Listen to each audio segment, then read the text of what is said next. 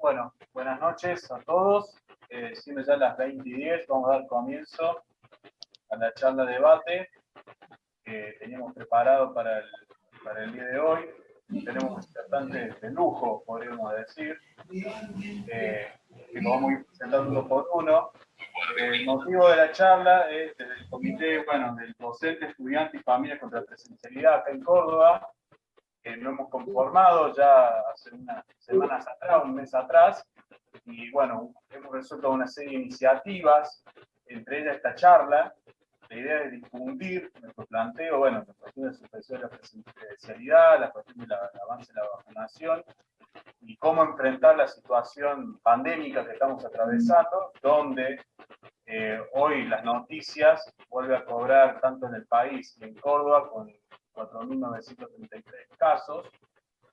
Marca decir que los pronósticos que veníamos diciendo del comité, junto a los especialistas que van a estar hoy en la charla, y los referentes, tanto del docente del Manuel Belgrano como del Colegio Zipoli, se vienen manifestando hacia atrás, es decir, ha reflejado, los pronósticos se han corroborado.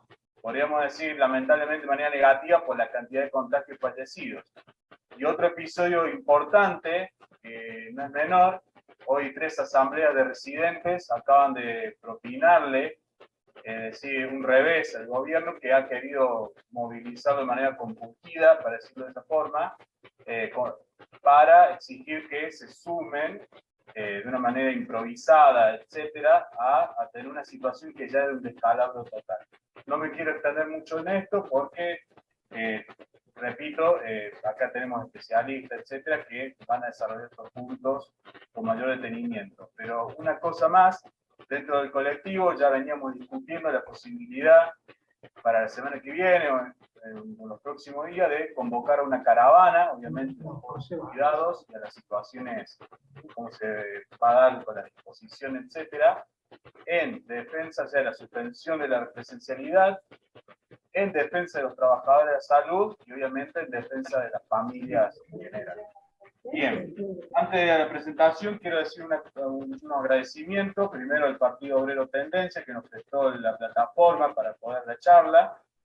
Segundo, a Carolina Catalano, que fue lo que nos consiguió los contactos de Oscar Atienza y Carlos Peca Soriano para poder impulsar la charla. Y después, Laura y Mercedes van a estar en el chat monitoreando, que estén los micrófonos apagados para que no haya desacople. Van a estar anotando propuestas, preguntas que puedan ir surgiendo, y sobre todo planteamos de que las propuestas y preguntas sean más, que sean concretas y concentradas, y no se vayan muchas intervenciones, porque imagínense, seguir el cursor de la página es complicado. Aquellos que se quieran suspender su teléfono y lo agregamos después de la charla, lo agregamos al grupo de WhatsApp. Pueden ir subiendo el chat su teléfono que quiera ser incorporado. Bien, dicho ya todas estas cuestiones informativas y organizativas, pasamos a la presentación.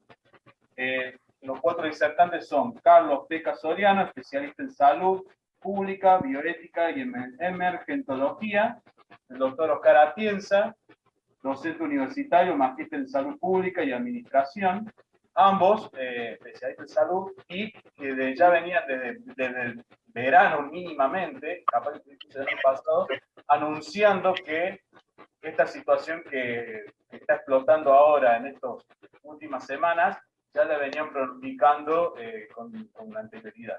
Y después tenemos a Verónica Bertero, docente y representante de la Asamblea Docente del Manuel Belgrano, y Francisco Filippi, delegado docente del Domingo Cipolli.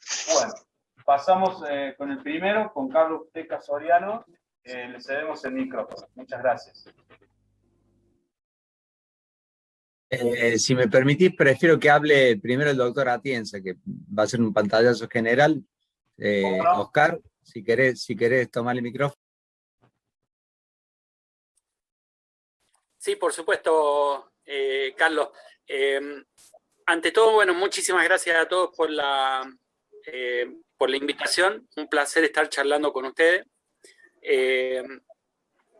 La verdad es que con Peca Soriano venimos desde hace tiempo ya planteando un poco lo que lo que iba a ocurrir. Digo, nos anticipamos a esto casi con 3 meses. Por allá recuerdo que fue el 28 de enero cuando hicimos con Pecas un vivo, un conversatorio parecido a este. Lo transmití vía Facebook y anticipamos en ese conversatorio que la Argentina iba a un escenario de 30.000 casos diarios y de 600 muertos, que nos valió muchas críticas, ¿no? Y que muchos sectores dijeron, hasta nos calificaron de extremistas, estábamos en un extremo aparentemente, y que después con el tiempo logramos entender la magnitud y la gravedad de la situación. Yo voy a hacer una introducción bien amplia. Yo les quiero contar un poco a qué nos estamos enfrentando, porque normalmente el gran problema que tenemos en el mundo es que no sabemos a qué nos estamos enfrentando, ¿no? Hoy hacía una nota con un medio de Estados Unidos y ellos interpretan lo mismo, y estuve al mediodía también en una conferencia de prácticamente toda América, habían profesionales de la salud de toda América. Y es como que todavía no logramos entender qué nos está pasando, ¿no? Estamos en una situación única, inédita, que nunca antes había ocurrido, al menos en nuestra etapa de vida. Digo, para buscar algo similar tenemos que viajar hasta el año 1346, con la peste negra, para entender la gravedad de la situación, digo, y entender algunas cuestiones que pasaban en aquella época. ¿Qué pasaba en aquella época? Que la gente entendía que esto eran males, que eran brujerías, que eran cuestiones espirituales, que se habían portado mal con Dios y venían los castigos divinos. ¿Por qué? Porque no se conocía en aquel momento la existencia de las bacterias, los virus, los hongos, que hoy son los productores de este tipo de enfermedades. Entonces, mucho no ha cambiado, ¿no? Porque hoy tenemos gente que sigue creyendo que las vacunas hay chip, que esto es un invento, que que es una estrategia para esterilizarnos, que con esto quieren eliminar a una parte de la población. Digo, hay mucho parecido en ese sentido. Pero en este otro sentido, en el sentido de que esta es una pandemia que afecta a los 3 ejes del concepto de salud. Esta pandemia afecta el eje de lo biológico porque nos enferma y nos mata, afecta el eje de lo mental porque nos produce trastornos de ansiedad, depresión, temores, y también el eje social, nos enferma socialmente porque nos rompe un poco los vínculos con nuestros seres queridos, nos aísla. Pero además de afectar los 3 ejes del concepto de salud, afecta a todos los determinantes sanitarios. Es la primera vez en la historia de la humanidad que están afectados los determinantes económicos, y tenemos el mundo sucumbido económicamente ante una pandemia de características inéditas, ¿no? Y que mucha gente, intentando salvar lo económico, terminó produciendo daños terribles, o intentando salvar el sistema educativo produjo daños terribles en lo sanitario. A partir de allí creo que se producen algunas lecturas bastante equivocadas, muy equivocadas, y es en el orden de prioridades que tenemos que manejarnos en esta pandemia. Un orden de prioridades que creo que tiene que ir desde, digamos, anteponiendo el derecho a la vida, porque hoy estamos arriesgando nuestras vidas. Ya hay 75.000 muertos en la Argentina, un promedio de 600 muertos diarios, que estoy seguro que son entre 800 y 1.000, es el número real, y vamos a un escenario en los próximos 3 meses de 60.000 muertos más. Es decir, miren que en los próximos 3 meses vamos a estar casi duplicando la cantidad de casos que tenemos ahora. Entonces, a partir de allí tenemos que empezar a pensar en prioridades. La prioridad de la vida, en primer lugar. Si no estamos vivos no podemos estudiar ni comemos. En segundo lugar, la salud. Si estamos enfermos tampoco producimos, tampoco podemos estudiar. Y el tema que creo que nos converge hoy, que es el tema de la educación, queda supeditado, como el tema económico, quedan supeditados al problema sanitario.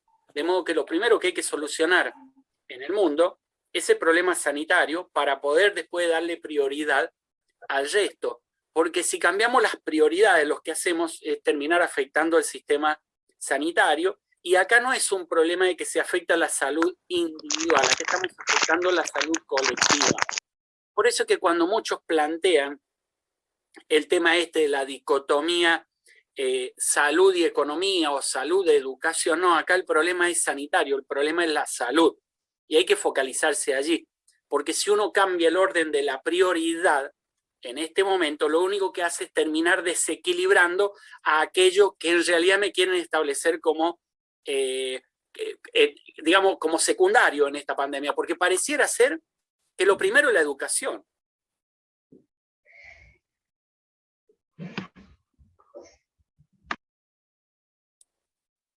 Ahí está, que lo primero es la educación y lo primero es la economía. No, en este momento lo primero es la salud, lo primero es la vida. Estamos asistiendo a uno de los momentos creo que más complejos que nosotros hemos vivido y que vamos a lograr vivir en el resto de nuestra vida, ¿no? Nunca antes, creo que es de película todo esto. Si pensamos a algo similar, creo que lo más parecido es alguna película por allí de zombies en donde vino un virus y nos aisló, nos dejó solos, nos empieza a enfermar. Hoy la situación es tan complicada en la Argentina y en el mundo que si nos paramos un año atrás, recuerden que muchos de nosotros decíamos, no conozco a nadie que esté enfermo de coronavirus, ¿sí? Hace un año atrás exactamente, por allá por mayo, muchos de nosotros no conocíamos enfermos de coronavirus. Hoy ya tenemos todos algún familiar, algún amigo, vecino, pariente, conocido que ha fallecido por coronavirus y les puedo asegurar que si hacemos una listita dentro de lo que estamos acá, cada uno de nosotros conoce por lo menos 10 personas que se han enfermado de coronavirus. Es decir, el tema es de gravedad. Entonces, en el medio de toda esa situación, con PECAS, ya el año pasado charlábamos, ¿no? En el mes de noviembre y diciembre ya teníamos alguna entrevista porque habían amenazas de que iban a empezar la presencialidad escolar. Y nosotros lo que decíamos era, en el medio de una pandemia, una pandemia que nos ha dejado algo muy claro, ¿no? Que cada vez que movilizamos personas se produce un aumento en la cantidad de casos. Un fin de semana largo termina impactando 10, 15 días después con un aumento en la cantidad de casos. Y un fin de semana largo moviliza 2 o 3 millones de personas. ¿Por qué si yo movilizo 22 millones de personas todos los días no voy a tener aumento de casos? Digo, es una cuestión de sentido común. En pandemia se moviliza la mitad, 12 millones de personas. Porque si yo movilizo 12 millones de personas todos los días, no voy a tener aumento de casos. ¿Por qué podría llegar a pensar yo que si me voy a tomar un café en un bar, café demoro en tomarlo 40 minutos, una hora, me voy a contagiar y dentro de un aula, que tengo que estar 4 o 5 horas compartiendo el mismo espacio, el mismo aire con las demás personas, no voy a contagiar a nadie? ¿Por qué la definición de contacto estrecho dice que ocurre cuando 2 personas están en el mismo espacio físico durante más de 15 minutos y sin barbijo? Ya se considera contacto estrecho con alta probabilidad de que te hayas infectado, pero eso para la escuela pareciera ser una excepción. Porque hay un pediatra en Córdoba que dice que no hay transmisión horizontal entre los niños. Digo, entonces, ¿por qué desde el 23 de marzo a la fecha se infectaron 180.000 menores de 18 años y durante todo el año pasado, más hasta el 23 de marzo de este año, se habían infectado 140.000? Digo, ya se han infectado en los últimos 2 meses más adolescentes que en toda la pandemia. Creo que nadie miró esto. Creo que a nadie se alertó sobre esta situación. Tuve que crear un video de 8 minutos para que muchos abrieran los ojos y descubrieran en la presencialidad un riesgo. ¿A qué nivel de locura hemos llegado? Digo, ¿quiénes nos están conduciendo en el sistema sanitario que no se percataron de que movilizando 12 millones de personas hacia el mismo punto de encuentro, y la Argentina tiene 72.000 instituciones, son 62.000 escuelas con 72.000 espacios físicos o escuelas, subescuelas, preparadas para que la gente converja allí? No solo converge una vez, sino 2 veces, porque allí va el papá y la mamá a llevar al chico a la escuela y lo va a buscar también. Y mientras que lo lleva y lo trae, se queda en la puerta esperando, ¿sí? Todos amontonados, y lo hemos visto, compartiendo espacio. Digo, nadie pensó que la dinámica de la escuela no solamente está dentro del aula, sino que está afuera. Nadie pensó en las librerías, nadie pensó en los kioscos que están a la esquina, nadie pensó en las plazas que están a 1 o 2 cuadras de algunas de las escuelas en las que convergen los adolescentes, se sientan allí y están hablando durante horas los adolescentes sin barbijo. Nadie pensó en cuidar a los docentes, que la mayoría son personas con factores de riesgo y que lo íbamos a meter en un aula con otros 15 chicos que mayoritariamente sufren la enfermedad de modo asintomático. ¿Qué quiere decir esto? Que tienen el virus, que lo transmiten, pero que no lo podemos detectar.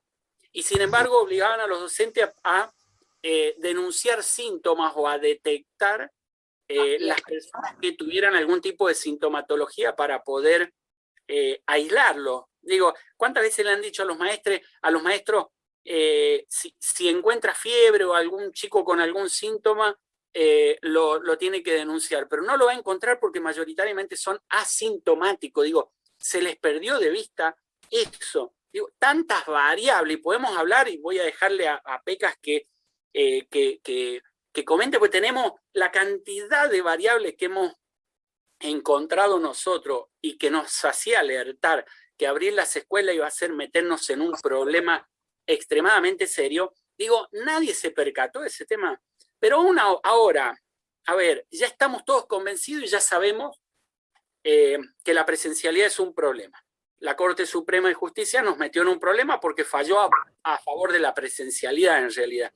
Y dijo en el fallo que no había evidencia, no tenía evidencia de que la presencialidad fuese un problema. Sin embargo, yo personalmente le presenté una amicus curiae, está dentro del expediente, con 20 páginas, y si hubiera podido presentar 40, 60 o 100, las presentaba, pero el reglamento dice que la amicus curiae tiene que tener 20 páginas. Entonces presenté 20 páginas con evidencia científica, con experiencias internacionales de Portugal, de Inglaterra, de Italia, de Israel, de Holanda, que cada vez que abrían las escuelas tenían problemas. Digo, y ahí está toda la evidencia. Y ellos dijeron que no había evidencia.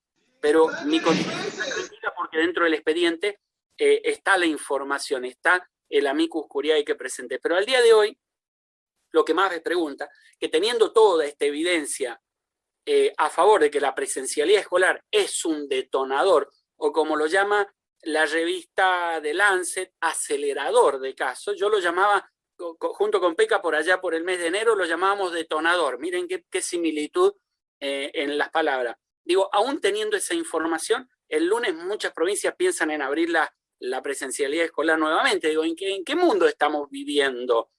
Nadie ve las 4 salas del Fernández que se han tenido que ampliar de niños internados. Nadie ve los más de 70 u 80 docentes que han fallecido en esta pandemia. No les importa en lo más mínimo. Nadie ve los 41.000 casos de hoy que son culpa de la presencialidad escolar. No hay otra variable que esté afectando hoy. Es más, si suspendieran hoy la presencialidad escolar, nosotros, y no la volvieran a abrir, nosotros en 15 o 20 días deberíamos bajar a unos 10.000 casos diarios para que se den idea un poco de la gravedad de la situación. Avanzamos hacia un momento de la pandemia bastante complicado porque avanzamos hacia el invierno. Ya empezamos a tener los fríos, con lo que vamos a tener un aumento de casos por encima de los que estamos teniendo. No nos cansamos de avisar esta situación. Vamos a duplicar la cantidad de casos que hemos tenido hoy en breve, en muy poco tiempo. Pero además tenemos circulando variantes como la P1 de Brasil y la B117 de Inglaterra, que son variantes extremadamente infecciosas. ¿Qué quiere decir esto? Que hasta hace 30 días atrás, porque yo le anticipé a esto y dije que la primera semana de mayo iban a ser prevalente esta cepa y así ocurrió. El 7 de mayo ya superamos el 50% de prevalencia de estas nuevas variantes. ¿Qué significa esto? Que antes, si una persona, un miembro de una familia se infectaba, el resto de los miembros de la familia, si se cuidaban con barbijo, con lavado de manos, no se infectaban. Hoy ya vemos familias completa infectadas. Yo estoy en este momento en San Juan. Tengo una familia, un primo mío, son 17 miembros de la familia, 15 están infectados. 15, no se dieron cuenta en qué momento. Digo, es mucho más infecciosa, por lo que hay que tener cuidado cuando uno abre el aula, porque allí tenemos metidas 16, 17 personas, y que todos se infecten es extremadamente fácil, muy, muy fácil. De modo que esas variables son las que tenemos que tener en cuenta a la hora de pensar en abrir las aulas a partir del lunes que viene, que yo me imagino que Córdoba las va a abrir, no creo que tengan ningún inconveniente, aun cuando el sistema de salud de Córdoba está totalmente colapsado. Veía recién las fotos del vicegobernador, las pueden buscar, están en su Twitter. Contento, en realidad está feliz, contento, porque Córdoba empieza a atender en las carpas. Es decir, y fíjense las camillas que están poniendo allí. El nivel de tecnología que tienen, cero, nada. Eso sí, son transparentes para poder mirar afuera. Ese es el nivel de complejidad que vamos a empezar a tener y para lo que se está preparando Córdoba. El primer sistema de salud de Argentina que colapsó hace exactamente 2 semanas atrás, no tiene más cama, agregaron 400 más y la llenaron apenas en 4 o 5 días, y estamos a un ritmo de internación de entre 80 y 120 personas por día en terapia intensiva, y hoy se comenzó con el tratamiento domiciliario, es decir, que ya no van a trasladar más personas hacia el hospital, sino que empiezan con el tratamiento domiciliario. En el medio de todo esto, pareciera ser para muchos que es una muy buena idea la apertura de las clases, que tenemos que llevar a los chicos allí, taparlos con mantas y hacer lo que son las pausas activas, que se las voy a dejar para que le explique Pecas, porque que ya creo que todos más o menos conocen lo que son estas pausas activas, una aberración, una vergüenza sanitaria. Pero bueno, hacia eso nos quieren llevar. Yo con profunda preocupación, porque la verdad es que no hay momento más complejo para abrir las aulas que es en una pandemia. Sería justo el momento indicado en el que se tiene que cerrar. Bueno, nada más que decirle, le dejo la palabra ahí a Pecas, creo que es quien sigue, y muchas gracias por la invitación.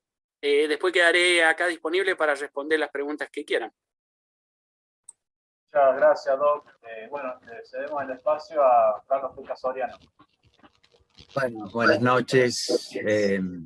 Primero que nada, gracias por la invitación y gracias porque cada uno de ustedes son muy importantes en esta cuestión de resistir, como llamamos nosotros a estas cuestiones que básicamente pertenecen a una idea del sálvese quien puede del neoliberalismo.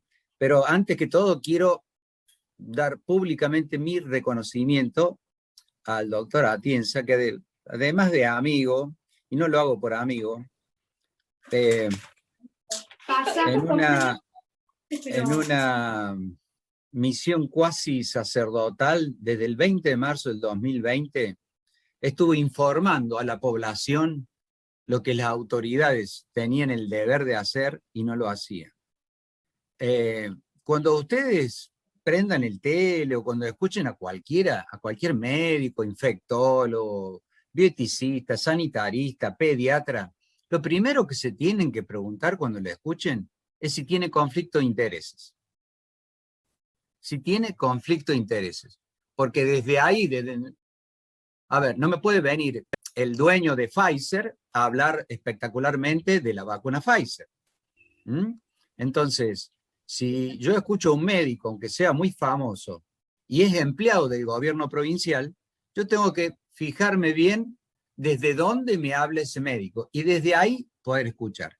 Les voy a hacer una breve, si alguien tiene lápiz y papel para que escuchen, porque yo me tomo el trabajo, no es tanto trabajo, pero para que ustedes vean cómo se ha ido modificando y por qué lo que habló Oscar recién es muy importante. En epidemiología uno se maneja con variables, ¿no? Una variable puede ser la apertura de gimnasio, otra variable puede ser una manifestación, otra variable puede ser las juntadas familiares, otra variable puede ser el fútbol, otra variable puede ser el frío, otra variable puede ser la presencialidad escolar.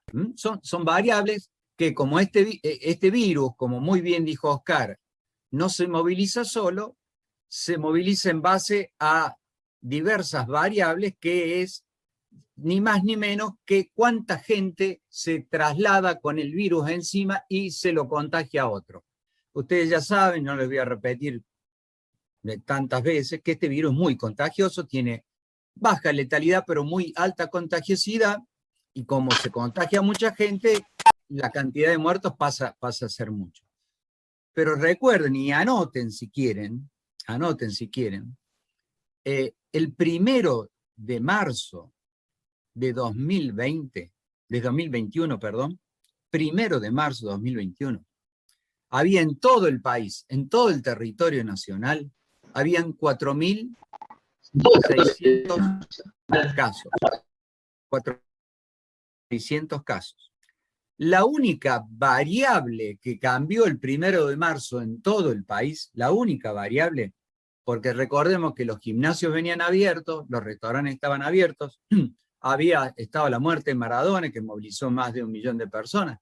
Las fiestas clandestinas se realizaban ya desde noviembre sin ningún control o con muy escaso control. Habían estado las vacaciones de enero y febrero, se había movilizado mucha gente en el país en enero.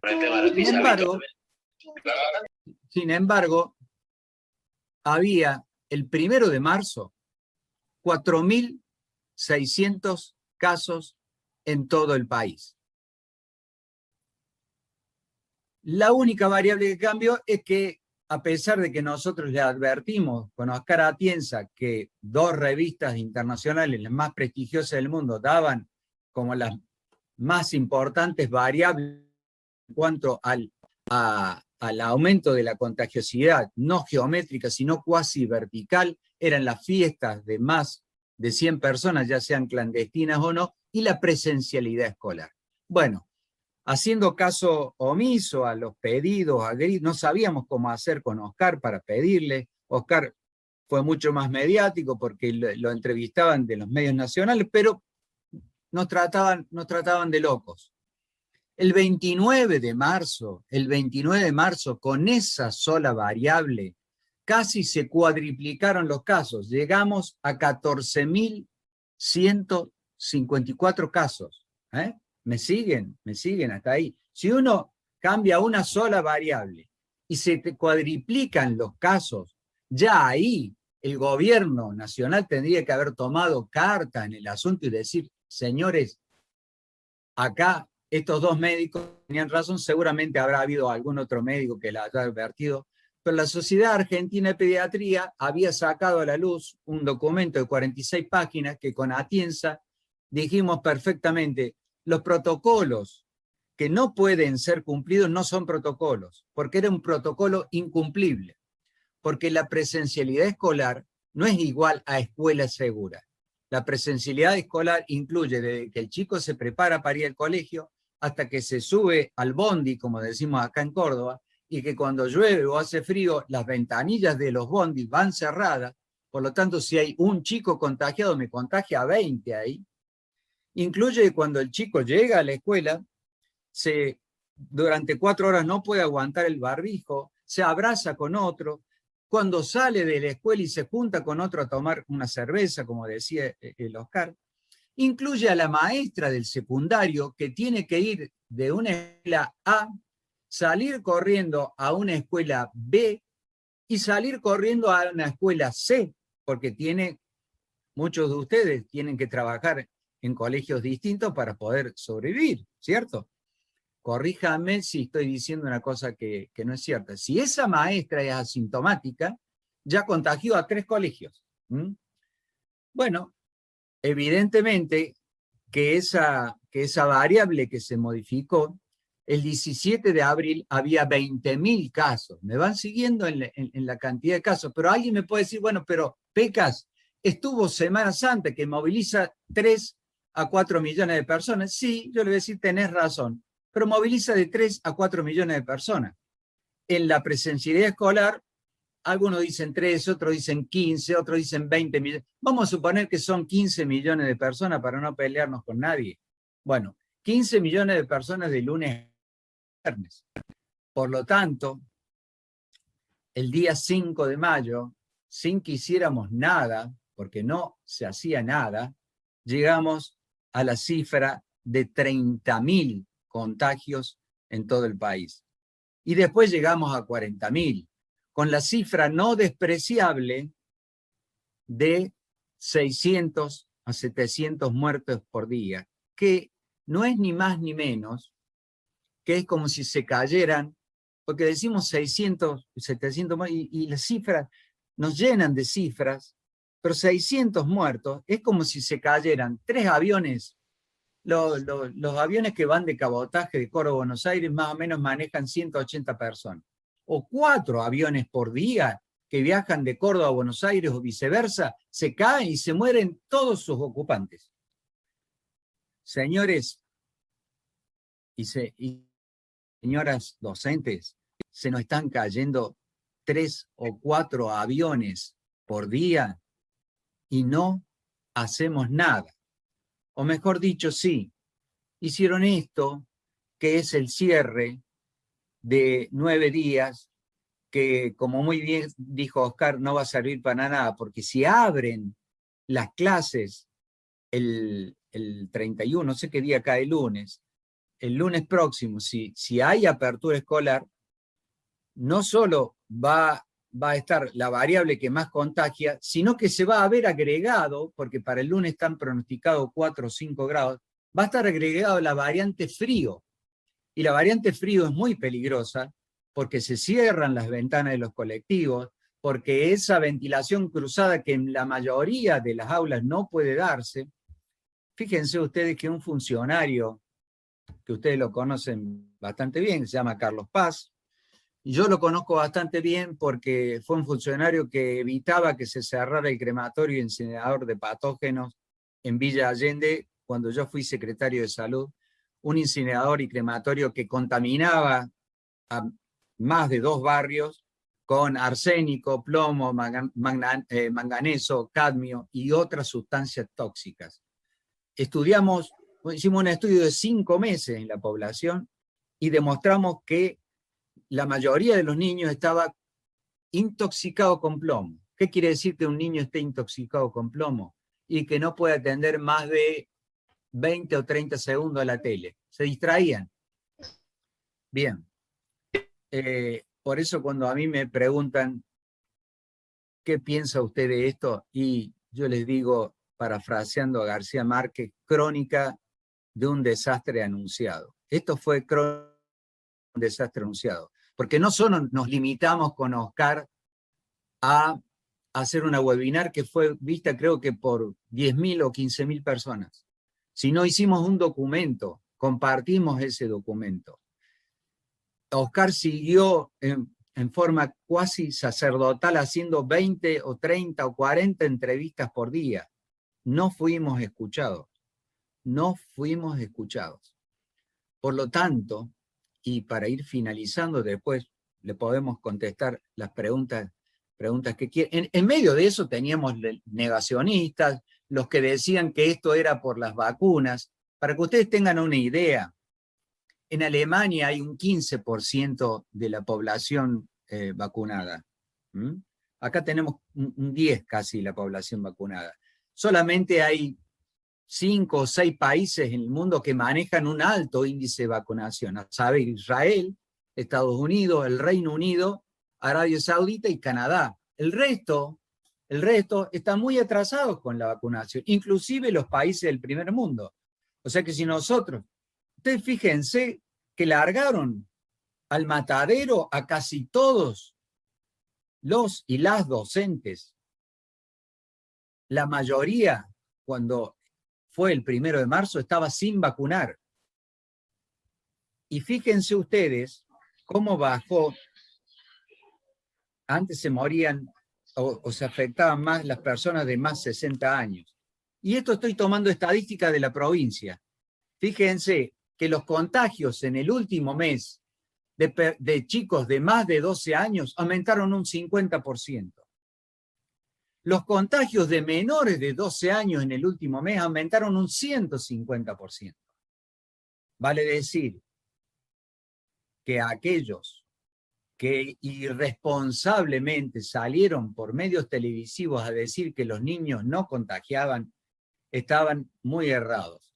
No solo lo desmentimos nosotros, las más prestigiosas revistas internacionales desmintieron esa falaz argumentación y esa peligrosa e irresponsable argumentación. Esa argumentación sirvió para que compartieran ese audio entre todos los chicos y la gente mandara tranquilamente a sus hijos, hijas, a las escuelas. Pues les decimos con el doctor Atienza que estos 9 días de cuarentena o de fase 1 no van a servir para nada, porque hay que hacer ciclos más largos de cierre hasta que el índice de contagiosidad baje abruptamente. ¿Cómo hacer eso?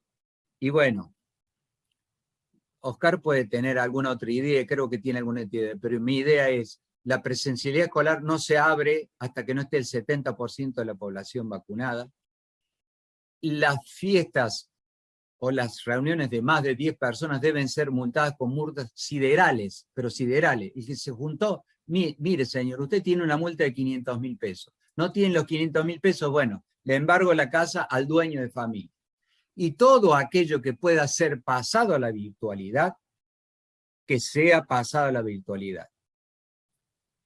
Señores, los manifestantes, 100 o 200 manifestantes que se manifestaron enfrente al patio Olmos, muchos de ellos viven en Valle Escondido, viven en countries y no han visto ni un pobre desde lejos. Y se manifestaban porque haya trabajo. Pues les digo que los que han evitado que hay cierta gente que no pueda trabajar y no abrir sus negocios son ellos.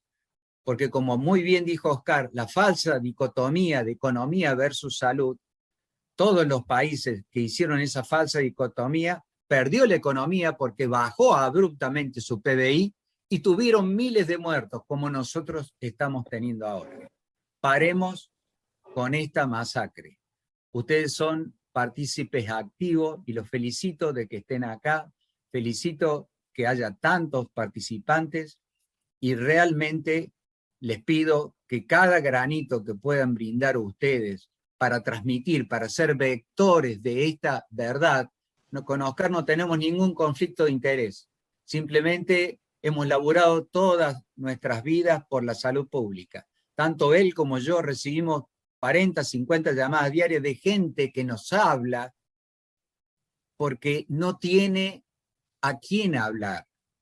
El domingo mismo estuve con una paciente de Villa, me costó 10 horas poderle conseguir cama. ¿Saben cuánto saturaba esa persona? 85. O sea, la saturación normal es de 95 a 98. Por debajo de 90 ya esa persona debe concurrir a una guardia y se la debe poner con oxigenoterapia. Esta persona saturaba 85 y yo estuve 10 horas para conseguirle una cama en Villa Dolores. Bueno,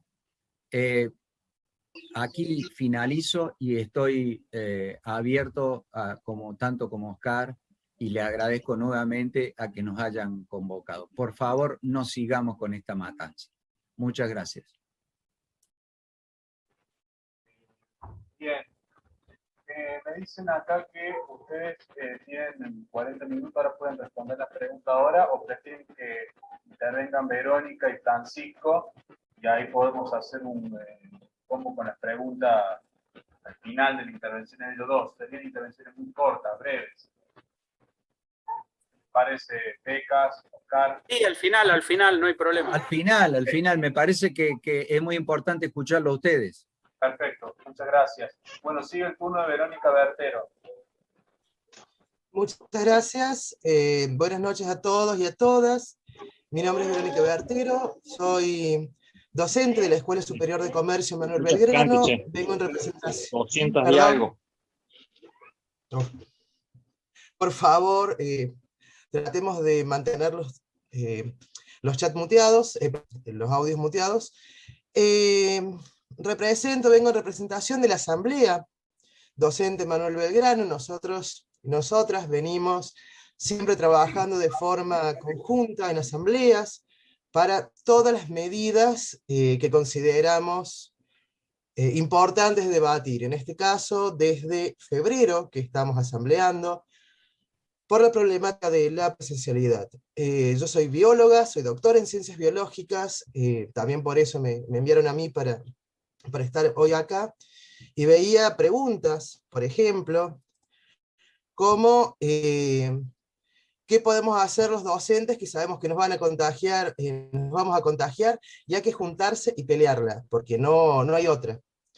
La forma es agruparse, como en este caso, les recuerdo, nos hemos empezado a agrupar, pueden poner su número de teléfono para que lo podamos agregar, y nos estamos agrupando de forma espontánea, porque es la única. La gente que está a favor de la presencialidad tiene una capacidad de organización y una capacidad de movilizar medios que la gente que está en contra o a favor de la vida y la virtualidad no poseemos. Hay que empezar a organizarse. Las asambleas son muy importantes en las escuelas, en realidad en todos lados, es la forma democrática de trabajo. La escuela es un edificio enorme realmente.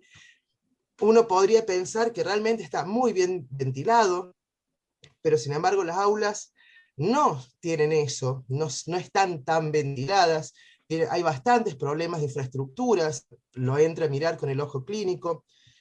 La población escolar, alumnos y alumnas, son más de 2.700 para esa escuela. Sumémosle más o menos 400 docentes, y unos 70 aproximadamente no docentes, entre todo el personal. La verdad que mueve una cantidad importante de gente, pero si nosotros hacemos escala a nivel ciudad de Córdoba, no somos nada. En este momento nosotros tratamos de defender un derecho y que sirva para otras escuelas también seguir esa lucha. Comenzamos casi sin apoyo de los gremios, en el sentido de, sí, está bien, como no es algo que les pasa personalmente, universidad, la docencia universitaria tiene clases virtuales, pero preuniversitarios tienen que acatar al gobierno nacional diciendo hay que dar presenciales. Se hicieron 3 burbujas, cada curso por 3 burbujas, por la cantidad de alumnos y alumnas que podían entrar en un aula. La semana pasada, yo acá tengo los datos, hubo 53 casos positivos, lo cual implicaría un 8,34, está sacado en la escuela, ahora han empezado a pasar semanalmente el porcentaje de burbujas aisladas, y es un 8,53%. La semana anterior, la semana 14, solamente había 19 personas infectadas, contactos estrechos, en la escuela. Fíjense de una semana a la otra, la semana pasada, hay que ver esta semana, que esta semana voy a contar algo, nosotros tenemos una semana virtual, una semana presencial, una semana virtual, una semana presencial, y una gran cantidad de docentes con dispensa, porque no solamente se tomó a la persona, y eso agradecemos a la institución muchísimo, no solo se tomó al docente como persona, sino a su familia. Si vos tenías un familiar de riesgo, llevarte a la escuela y traerte es criminal. Bueno, eso, digamos, realmente es importante. Bueno, como escuela seguimos luchando, asambleamos ayer, seguimos trabajando el tema de esta falsa idea de seguridad escolar. Yo cuando escucho padres y madres que dicen, bueno, pero la escuela es un lugar seguro. No.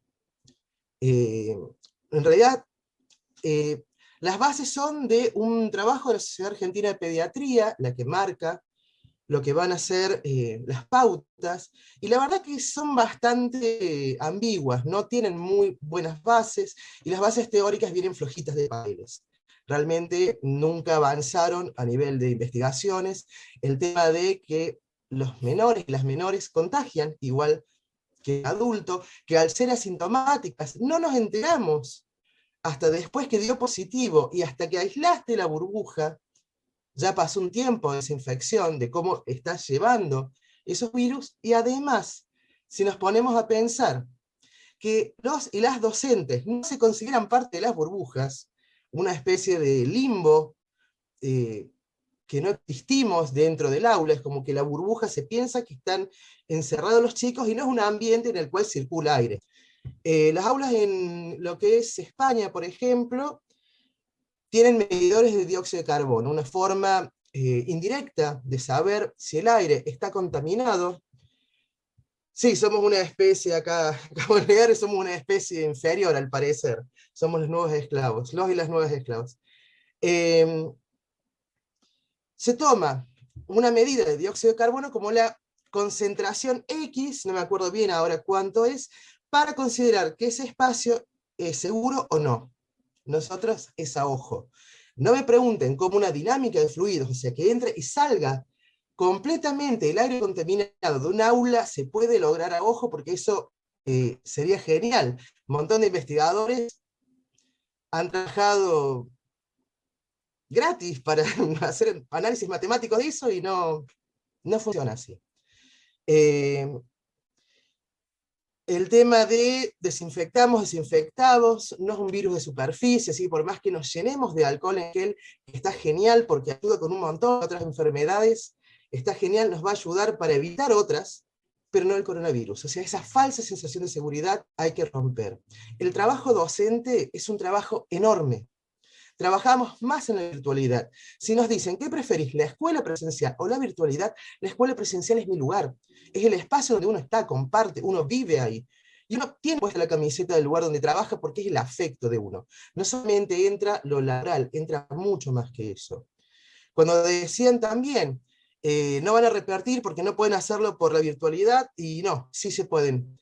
De hecho, han repetido, ha quedado gente en las dos escuelas que yo trabajo, han repetido, se han llevado materias, estuvimos muchísimo tiempo que muchos padres y madres se quejaron de, empezaron tarde en el Belgrano, porque ese tiempo tratamos de recuperar los contenidos de las personas que no pudieron durante el año con la virtualidad. Que no sea tu hijo no implica que el hijo del vecino no importe. Va a estar los del Belgrano y los de, ¿cómo se llama esto? Así que bueno, en síntesis, seguimos luchando, seguimos siempre alerta, lo importante es unirse, organizarse y luchar. No hay otra. Con respecto a, decían, el tema de dónde se sacan los datos. Uno entra al Ministerio de Salud y ya están todos los datos. Después hay algunas personas que son matemáticos, hay analistas, que te hacen muy bien unos gráficos y unos desgloses que son hermosos, son bellísimos, si no fue gente enferma, gente que se contagia, gente que se muere, que ahí ya deja de ser una estadística, ya dejan de ser números y entras a pensar que podría ser tu pareja, tu hijo, tu hija, tu hija, y cambia completamente el peso. Luchamos por todos y todas, no luchamos por uno. Hasta cuidar a los demás es egoísta porque uno se está cuidando también. Así que bueno, le dejo la palabra a docente del CIPOLI y reitero, trabajamos muchísimo. Médicos, docentes, el trabajo del otro nunca es lo que uno se imagina. Hay que respetar muchísimo el trabajo ajeno. Antes de poder realmente tener las bases para hacerlo. Muchas gracias. Muchas gracias, Verónica. Antes que pasarle el micrófono a Fran, por favor, me avisen que hay dos personas con el micrófono abierto y se escucha el sacope. Por favor, cierren los micrófonos. Con el turno de Francisco Filippi, docente y delegado del Colegio Secundario Domingo Cipolli.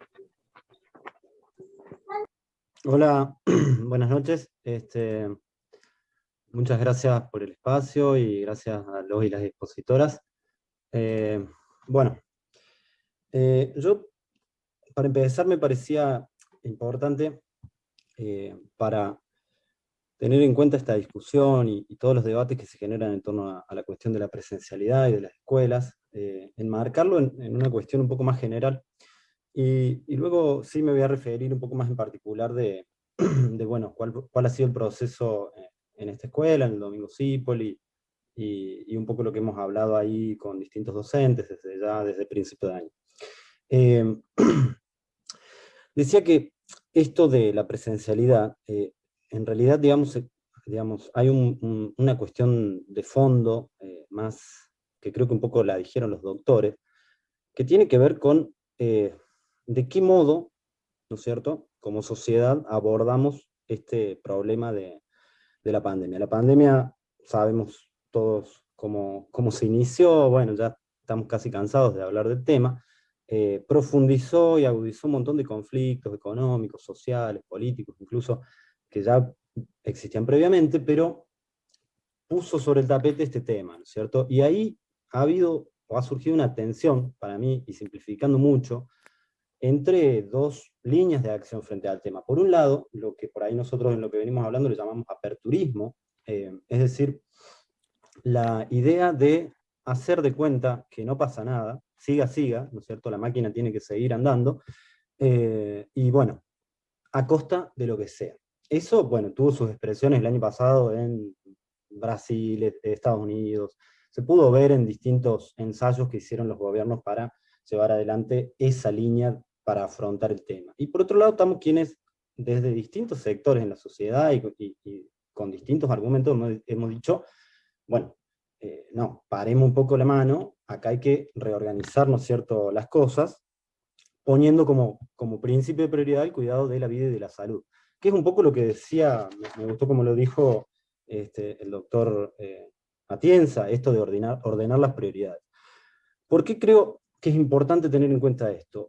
Porque, bueno, por muchas cosas, pero me parece que nos permite clarificar, en primer lugar, entender o interpretar mejor algunos de los argumentos que se esgrimen sobre este problema de la presencialidad, ¿no?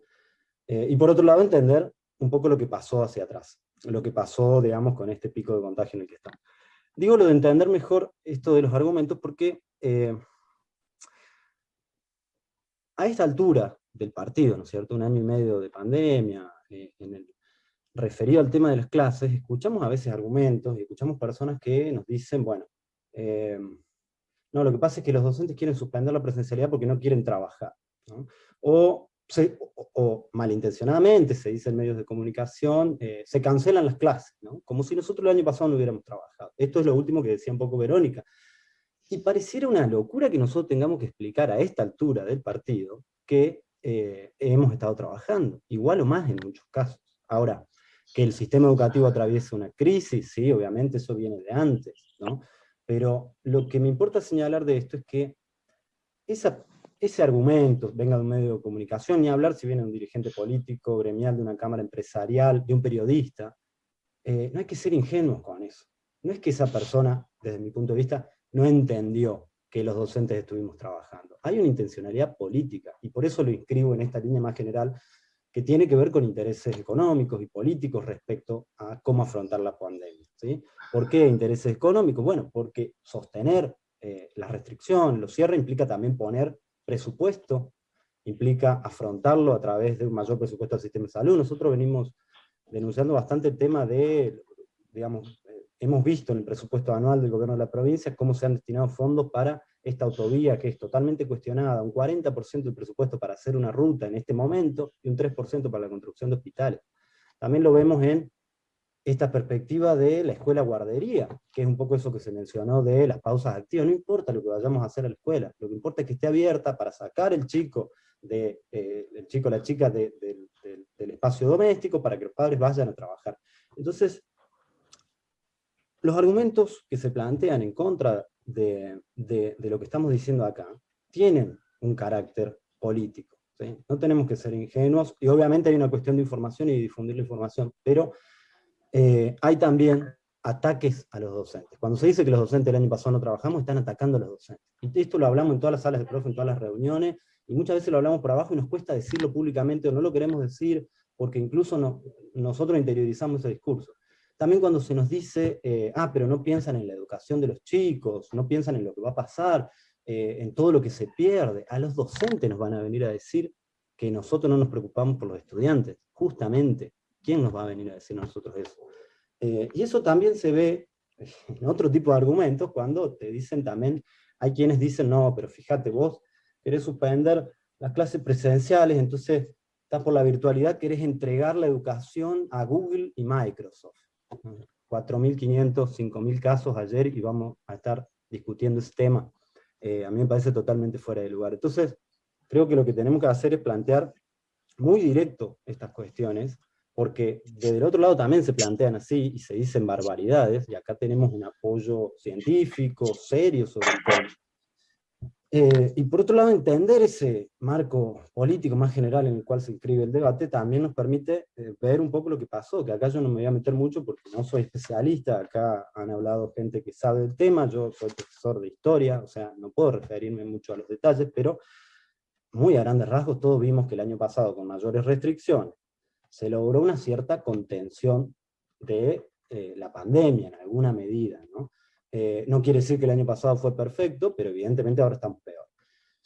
¿Qué pasó en el verano? Bueno, una conjunción de factores. Llegaba el verano, el virus cumplió su ciclo, esto podrán explicar mejor los doctores, pero también hubo toda una movida política que claramente decían queremos libertad, queremos que abran las escuelas, e incluso yo escuchaba en los medios que decían esta es la causa que unificó a la oposición, abran las escuelas, ¿no?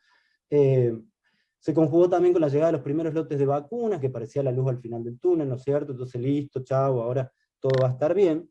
No se hizo caso y no se escuchó estas voces en el desierto que hablaban que eran los doctores, ¿no es cierto? Se abrió todo. Y acá en Córdoba más que en ningún lado.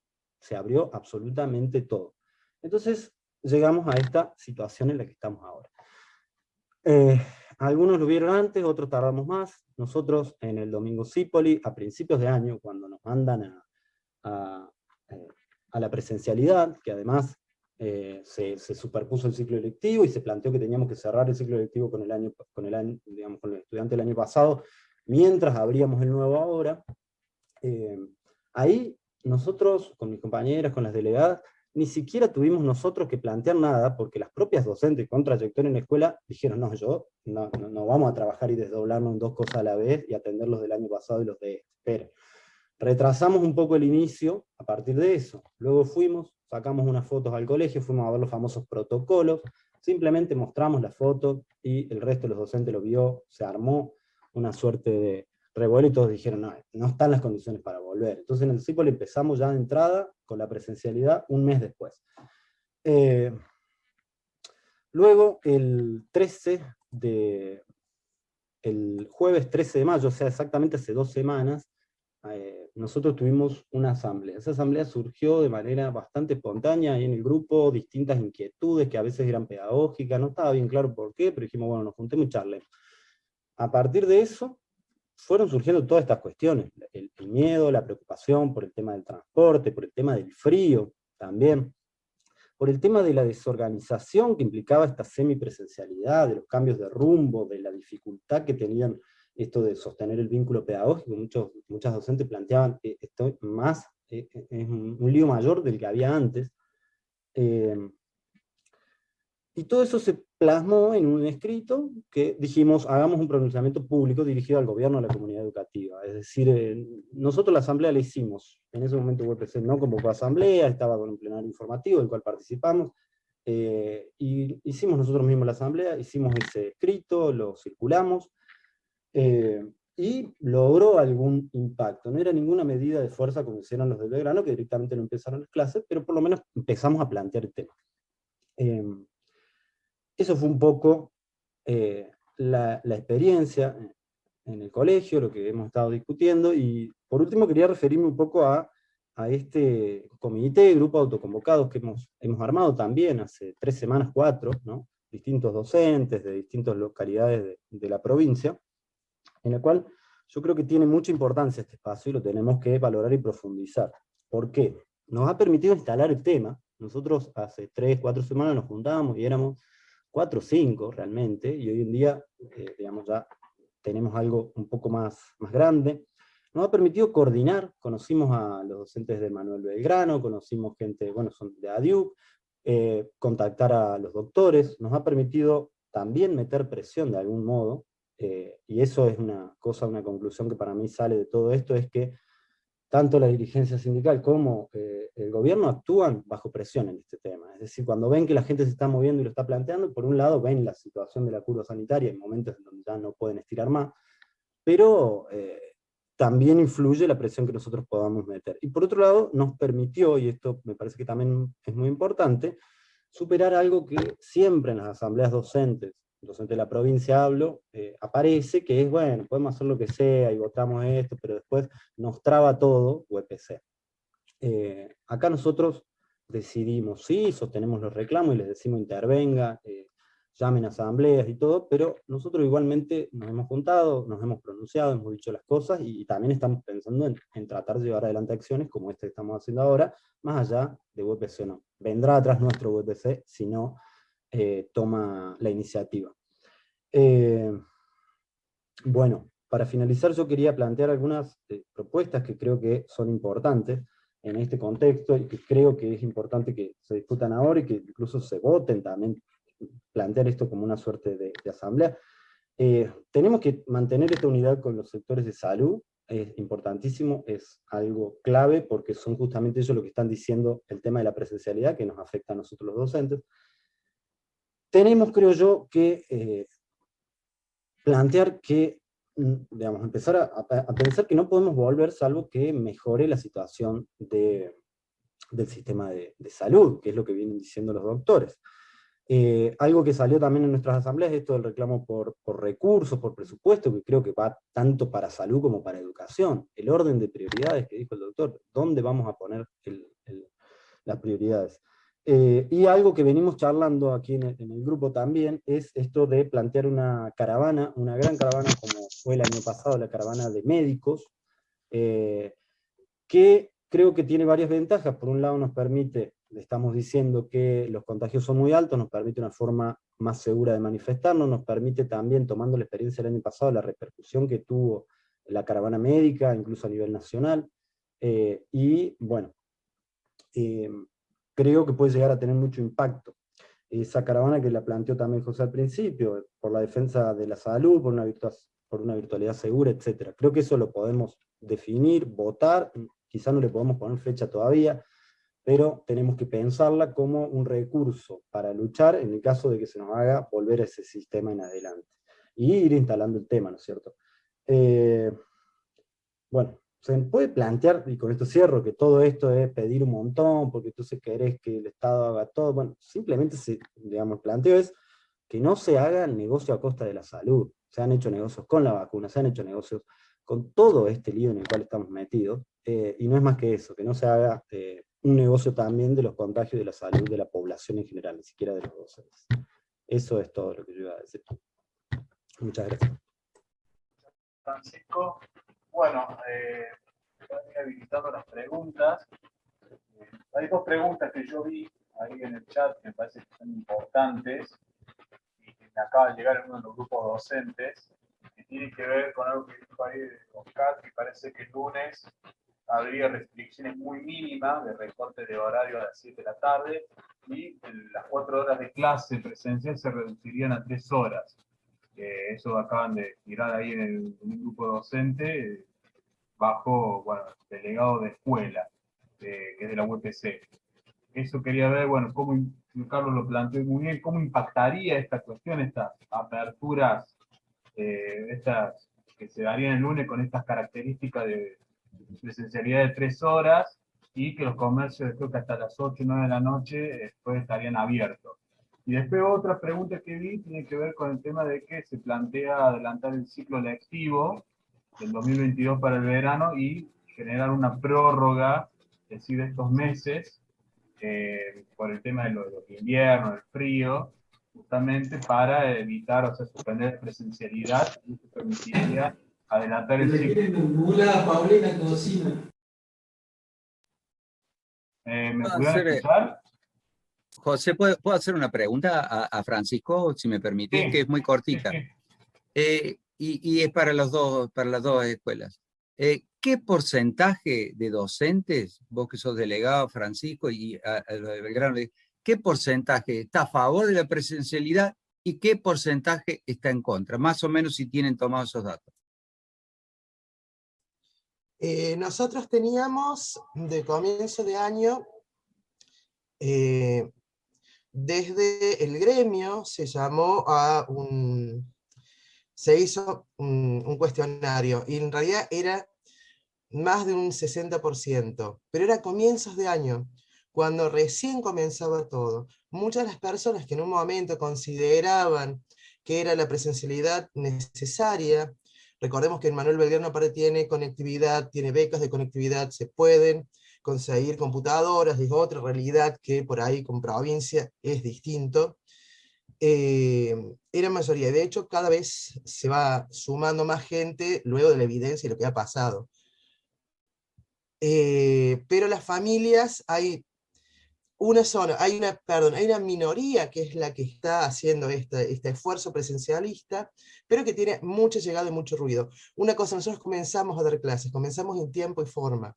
Manuel Belgrano entra a dar clases después que provincia, eso siempre ha sido. En cuestión de tiempos nos manejamos distinto, tenemos esa libertad, pero sí dimos clases, solamente logramos una semana de no presencialidad desde la asamblea, y bueno, ahora ya el gremio nos apoya, ya, bueno, la evidencia ha sido abrumadora para esto.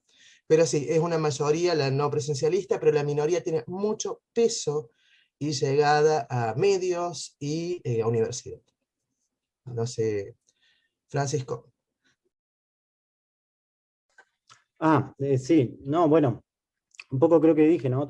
Si pudiéramos elegir, porque esto confunde, todos quisiéramos la presencialidad. Ahora, no tengo el dato, ¿no es cierto? No lo hemos podido relevar en esos términos, porque incluso este debate recién se está planteando así. Ha habido mucha confusión al respecto, y como les decía, mucha idea de que somos responsables, ¿no es cierto?, de una actitud medio culposa de que si no estamos en clases presenciales, en realidad no estamos trabajando. Ahora, nosotros la asamblea que hemos hecho, como conté, ahí salió, después te puedo pasar, un escrito que rechaza la presencialidad.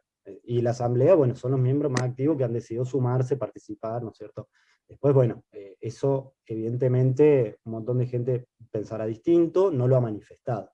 No tenemos, como en el caso del Belgrano, una movida que diga no, mantengan la escuela abierta, por ahora. Perdón, compa, ¿puedo intervenir un segundo en esa pregunta? Es para hacer un aporte en ese sentido y ampliar la idea que preguntaba Teca en cuanto al porcentaje de docentes. Yo trabajo en un IPEM y el problema, concretamente hablando vos de la cuestión de intereses, es el tema de que muchos de los puestos, sobre todo las suplencias, no se tomaron en el momento de la virtualidad. Entonces, esa es una de las grandes demandas que también se hace desde el colectivo de los mismos docentes de por qué no se quiere la virtualidad. No es que no se entienda la cuestión de lo peligroso de esta situación, digamos, sino que inclusive hoy cuando vos vas a tomar un cargo te hacen firmar una declaración jurada en donde vos estás diciendo que no vas a tomar dispensas, porque si no, no estás en la posibilidad de tomar ese cargo.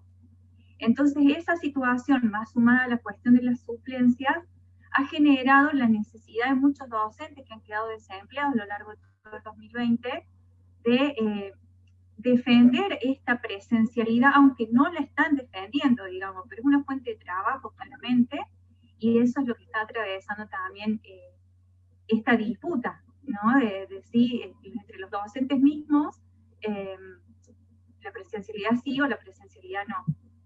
Yo creo que si todos tuviéramos la posibilidad de tener garantizadas nuestras fuentes de trabajo, habría muchísima más cohesión entre los intereses, digamos, en defender este punto. Eso es todo.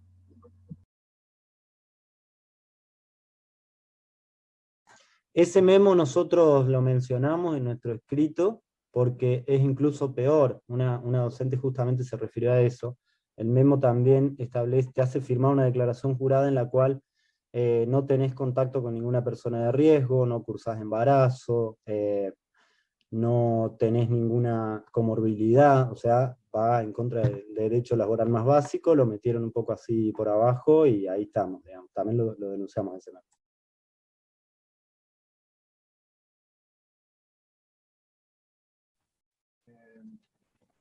Carlos, Tecas o Oscar, no sé si quieren intervenir. Sí, a ver, sobre todo para aclarar el tema este de las medidas que piensan tomar a partir del día lunes. digo, esto no se trata, digo, ahí nos damos cuenta del nivel de improvisación que hay. Esto no se trata de reducir 1 hora la jornada, porque no cambiamos nada, en absolutamente nada. Es exactamente lo mismo. Vamos a hacer converger 2 veces al mismo punto de encuentro a la misma cantidad de personas. Y vamos a dejar allí los niños por más de 3 horas. Es decir, creo que no entienden nada. Hay un capricho casi infantil en tratar de insistir en una situación que ya entendemos que está totalmente desbordada. La verdad es que estoy totalmente asombrado, ¿no? Porque estoy leyendo las noticias de que el lunes estarían empezando las clases, y hay algunos medios allí que están operando esa situación para, no sé, ¿para qué? La verdad que no entiendo, porque ya entendemos que estamos totalmente desbordados, no hay más camas de terapia intensiva, habilitaron las carpas, están atendiendo pacientes en sus casas. Digo, ¿qué pensamos para tener un poquito, qué esperamos, digo, para tener un poquito de empatía, preocuparnos por el otro y decir, bueno, esperemos un poquito. Si quieren dar clases en enero, después que las den. Si quieren dar en diciembre, digo, nunca vi tanta preocupación por el gobierno por empezar la presencialidad. La verdad es que no se entiende, porque muchas veces me acuerdo, ¿no? La mayoría de los años iniciábamos con paros, con docentes mal pagos, no les pagaban bien, y paros, y hemos estado meses de paro, y el gobierno le importaban 3 bledos el paro, nunca se preocupaba por pagarles mejores sueldos, mejorarles las condiciones, que las escuelas estén como tienen que estar para poder dar las clases. Y hoy están preocupados porque se pierden 10 minutos, 1 hora de clase. Estamos en un nivel de cinismo realmente complejo, inentendible, la verdad que inentendible. No hay ningún problema en esperar a la presencialidad más adelante, porque las clases se están dando, la virtualidad se dan, se pueden transmitir. Hay un problema sanitario y le tenemos que dar prioridad a eso. Con reducir 1 hora por día, la verdad que no van a lograr nada, va a ser el mismo resultado, es más de lo mismo. Lo que hay que hacer es suspender la presencialidad hasta que estemos vacunados mayoritariamente, que eso va a ocurrir en el mes de agosto o septiembre. No falta mucho. No entiendo por qué. Me parece que metieron la pata políticamente y ahora no saben cómo sacarla. No están en un grave aprieto político con un discurso que ya prácticamente cayó. Así es que, nada, no va a tener ningún tipo de efecto esas medidas a partir del lunes, y van a seguir produciendo la cantidad de casos que están produciendo hasta hoy. Así es que eso nada más. No sé si Peca tiene algo más para sumar. Yo quería agregar, ahí hay una, no sé, tal Paula que está preguntando dónde están las evidencias. Las evidencias científicas, Paula la puede buscar. Si usted pone The Lancet, presencialidad escolar, ahí va a tener claramente todas las cuestiones que estamos diciendo. Pero supongamos que The Lancet no hubiera publicado nada, lo publicó. Portugal estalló cuando inició la presencialidad. Italia estalló. El Reino Unido estalló. Alemania tiene un índice que por encima de ese índice, Merkel dice, cerramos las clases. Nosotros estamos 8 veces por encima de ese índice. No me voy a poner a explicar el índice ahora, pero es por la cantidad de contagio y la cantidad de habitantes, ¿cierto? Con los números que yo le dije al comienzo, no necesitaría ir a The Lancet a preguntar. Lo que sí entiendo es lo que planteó una docente por ahí. Claro, hay docentes que son suplentes que si no tienen la presencialidad, entonces los ponen entre la espada y la pared. Si no venís, no cobrás, y eso realmente es preocupante. Eso yo creo que los gremios deberían pelear para que a esa gente se le pague también desde la virtualidad. Pero eso es una cuestión que no estamos discutiendo ahora. Acá, como muy bien dijo Oscar, estamos discutiendo entre 2 valores, entre el valor educación y el valor vida. Los valores tienen jerarquía y siempre el valor vida está por encima de cualquier otro valor, salvo que sea un cáncer terminal, que la persona diga, bueno, mi vida no merece la pena ser vivida, yo quiero la eutanasia. No, pero acá estamos hablando de vida de niños, de niñas, estamos hablando de vida de docentes que no están vacunados, y estamos hablando de vidas de las familias de estos docentes. Estamos hablando, chicos, de estos 600 o 700 muertos diarios que tiene el país. O sea, Entre esos dos valores en juego, tenemos que elegir entre uno de ellos, porque no podemos optar. Se ha demostrado que la presencialidad eleva los contagios. Se lo he demostrado con números. ¿Está demostrado? Sí, está demostrado. Yo creo, sí, que deberíamos poner un acento ante aquella gente que no está incluida en la conectividad, y toda la plata que creo que decía Francisco por ahí, toda la plata que gastamos en construir caminos, la plata que gastamos en hacer propaganda por la presencialidad, etcétera, toda esa plata, ponerle a comprar computadoras para esos niños y niñas, y realmente que tengan conectividad. Porque en este sistema encima, los docentes, las y los docentes, trabajan el doble. Trabajan el doble.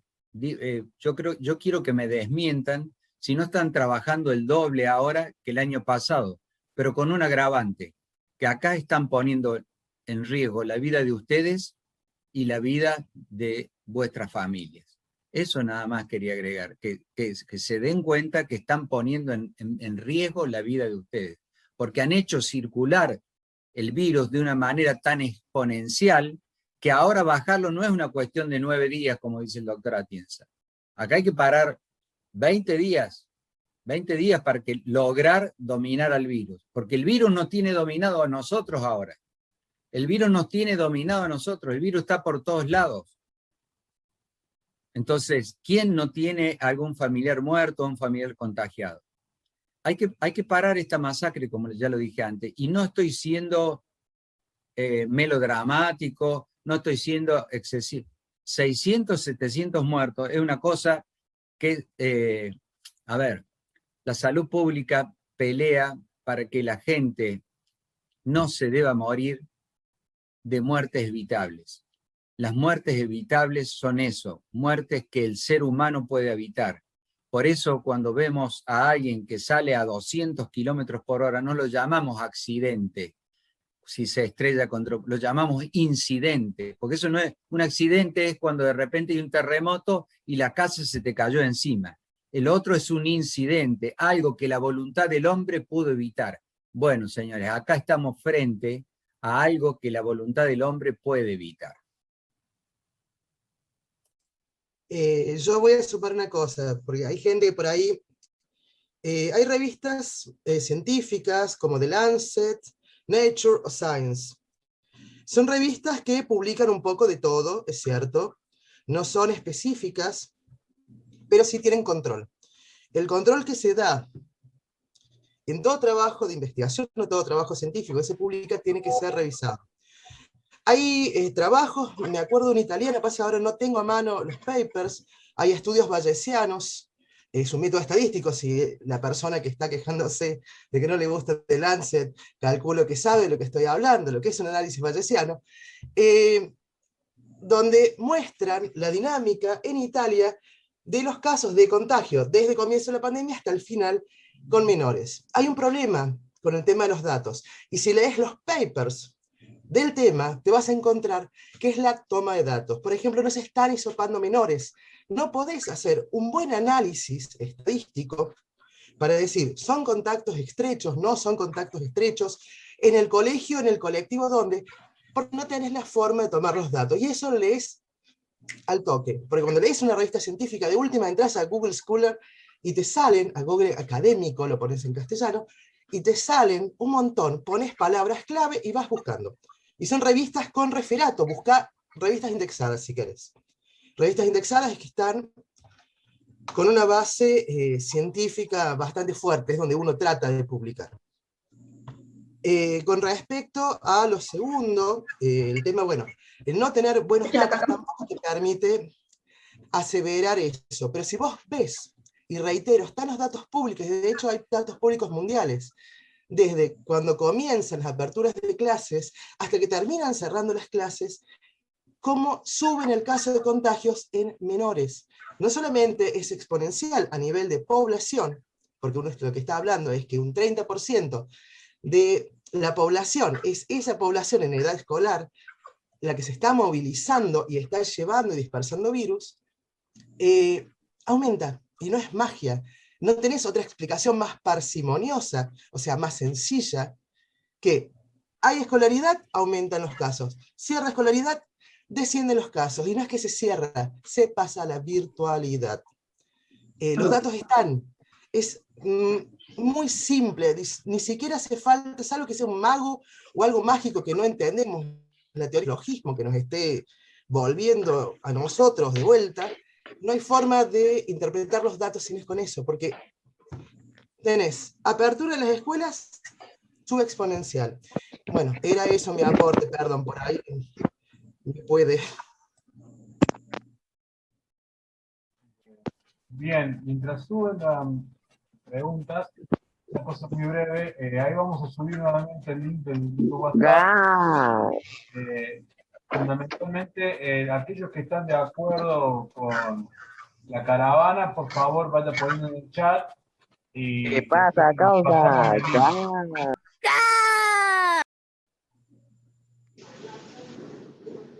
¿Qué pasa, causa? Ga. Ga.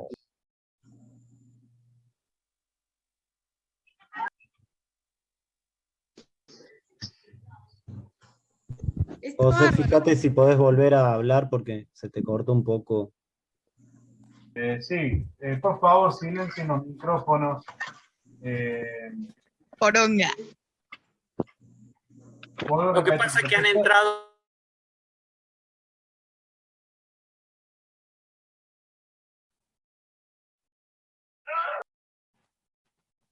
Tenés el micrófono cerrado, Oscar. Tenés el micrófono cerrado. Les decía que se han metido troll en la reunión. Hay unas 10 personas ahí que van a empezar a molestar, que están diciendo mala palabra. El administrador, por favor, que les empiece a expulsar porque no sé si se han dado cuenta, pero hace rato que están ahí diciendo malas palabras. ¡Madre! ¿Ven? Ahí estamos están. eliminando, sí. Estamos eliminando, sí. No se vayan, quédense, pero bueno, cuando logren eliminar, seguimos ahí charlando.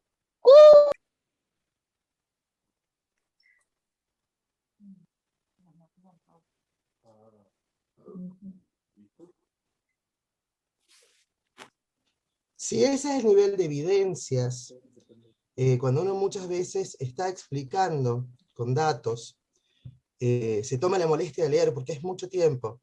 Uno tiene un trabajo, uno tiene una ocupación, y además se toma el tiempo de leer papers, de mantenerse informado en un tema que muchas veces no es el propio.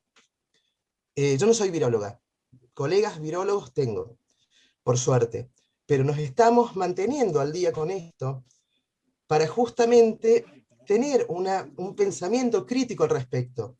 No es un pensamiento mágico. Yo enseño ciencias en la escuela. Mi vocación es despertar las vocaciones científicas. Es bellísima la ciencia. CONICET es excelente. No se entra fácilmente y se mantiene bastante complicado ahí adentro. Realmente, por favor, si uno va a criticar, que sea con argumentos, y que esos argumentos, como toda buena argumentación, puede ser rebatible, con argumentos sólidos y con bases. Si no, es una opinión, y está genial la opinión, pero no se puede fundamentar una idea en una opinión. Eso también fundamenta el racismo, fundamenta la homofobia, fundamenta las peores cosas de la humanidad. Así que, por favor... Bueno, esperen, agreguen a Fran porque dentro de donde eliminamos a los trolls, sin querer también lo sacaron a Fran por Francisco Filippi, así que bueno, ahí lo estamos agregando. Mientras, bueno, aquellos que están de acuerdo con la caravana, pongan en el grupo de chat, por favor, y suban sus teléfonos. Vamos a subir de nuevo el link del WhatsApp para que se puedan ir agregando también. No sé si quieren hacer un cierre o algo, quieren agregar algo más, por favor. Y esto de los trolls, siempre lo digo, ladran Sancho, señal que cabalgamos. Así que esto es fundamental y esta actividad que con esta enorme cantidad de personas llegó a ser 240, llegué a contar en algún momento, marca también un termómetro de la situación que está transcurriendo en el país y particularmente en Córdoba. Quería agregarte una cosita más muy chiquitita. Hoy estaba charlando con una periodista y me decía, Peca, ¿sabés lo que pasó en el Titanic? Estábamos charlando justamente de esto. En el Titanic, los primeros botes que lanzó el capitán y les pidió que se subieran, los primeros botes fueron vacíos, casi vacíos, porque la gente no podía creer que tremendo transatlántico se estuviera hundiendo. ¿Mm? No cometamos el mismo error que la gente del Titanic. Nosotros hace rato que venimos advirtiendo, no nos escucharon, están las pruebas acá. El doctor Atienza está explicando que la variable frío va a aumentar muchísimo los casos. Bueno, no cometamos el mismo error que cometió la gente del Titanic. Sí, yo quiero sumar algo. Yo estoy feliz porque cuando aparecen los trolls quiere decir que estamos molestando, que esto realmente impacta y hay gente muy molesta con esto.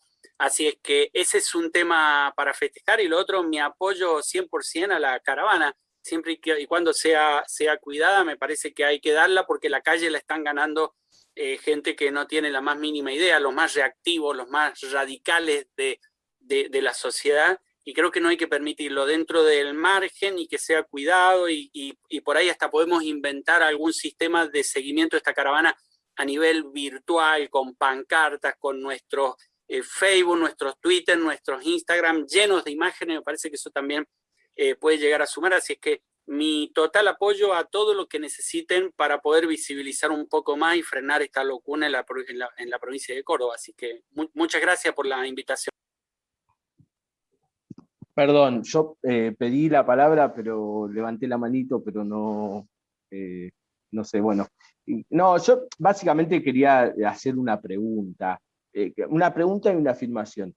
Una pregunta técnica que la quería hacer hace rato, disculpen si la hago, ya es bastante tarde, pero yo lo que le quería preguntar a los doctores era si se puede establecer con los 40.000 contagios que hay hoy, qué cantidad de circulación hay del virus digamos, en la sociedad. Si hay yo sé que hay un RO, la verdad es que no manejo el tema y tengo esa duda, ¿no? Si se puede determinar. Eso por un lado, que lo dejo para ahora, pero después quería, decir algo que esto digamos, de los trolls interviniendo, quiere decir que están sufriendo de alguna manera la representación y la extensión que ha tenido esta charla.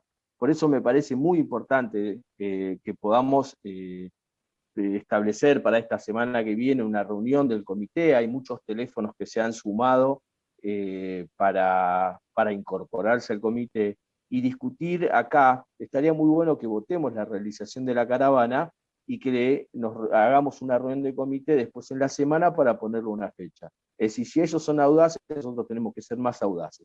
Bueno, y le dejo esta pregunta, disculpen que la hago muy tarde, pero si la pueden responder brevemente, si no entiendo no hay ningún problema. Muchas gracias.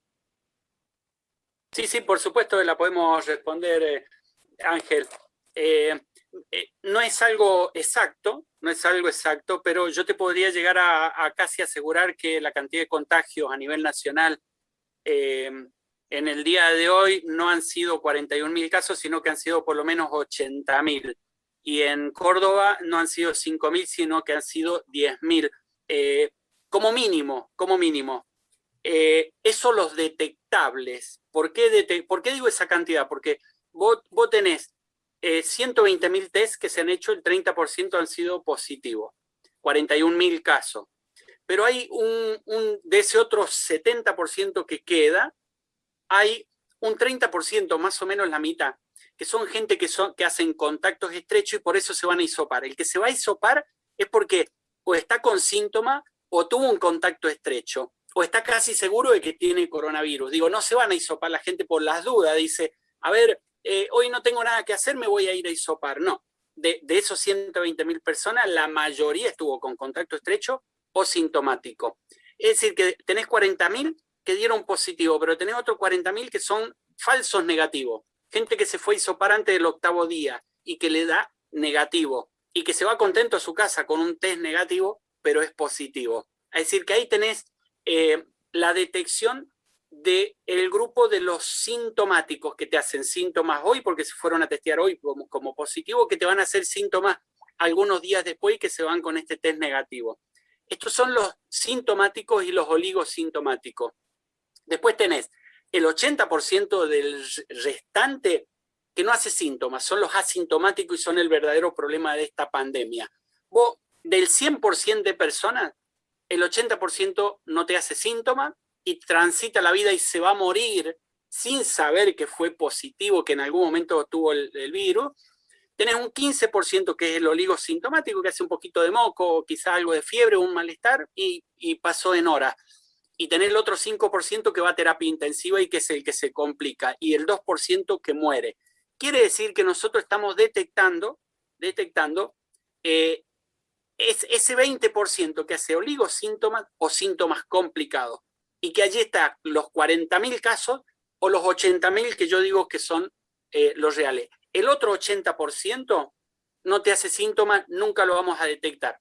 Es decir que la cantidad real de gente que se va infectando puede llegar a ser 5 veces superior a la que realmente detectamos. Y ese es el verdadero problema de esta pandemia. Así que quizás en una estimación, hoy en la Argentina tenemos alrededor de 200 a 250.000 personas que se infectan y que se reinfectan constantemente, que son las que movilizan el virus, pero estamos detectando solamente ese 15% o 20%, ni siquiera eso estamos detectando. Estamos llegando a detectar con mucho esfuerzo entre el 5 y el 10% de la gente que se infecta. Así que mucho más que la cantidad que nos están mostrando a diario, producto de esto, ¿no? Que la mayoría de la gente lo hace de modo asintomático. Solo un 5% va a terapia intensiva, y ahí hay un poquito más, un 10% que son los que realmente podemos llegar a detectar en esta pandemia.